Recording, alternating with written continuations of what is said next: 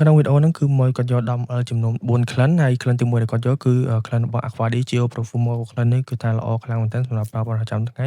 ហើយក្លិនវាបែបរៀងទឹករៀងហឹររៀងក្រូចស្រស់ស្រាយខ្លាំងមែនទែនហើយចូលទៅដល់ក្លិនទី2គឺគាត់យកជាមួយនឹង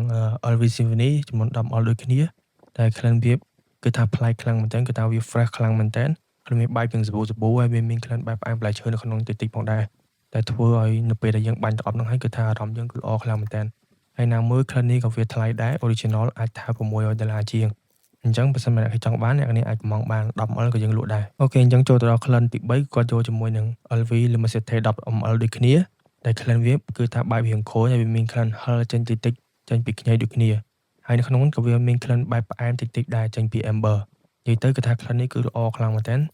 បើសិនបើអ្នកនាងចង់បានក្លិនប្លែកគេអ្នកនាងអាចប្រើជាមួយ LV Lumicite បានអូខេអញ្ចឹងចូលទៅដល់ក្លិនចុងក្រោយគឺ YSL YDP ខ្ញុំគិតថាអ្នកនរគ្នាប្រហែលជាស្គាល់ក្លិនមួយនេះច្រើនហើយគាត់ថាក្លិននេះគឺល្អហើយល្បីខ្លាំងមែនទែនក្លិនវាបែប clean ស្អាតបាតស្រស់ស្រាយខ្លាំងមែនទែនហើយក្លិនវាបែបរៀងផ្អែមចេញពីផ្កាហើយវាមានក្លិនផ្អែម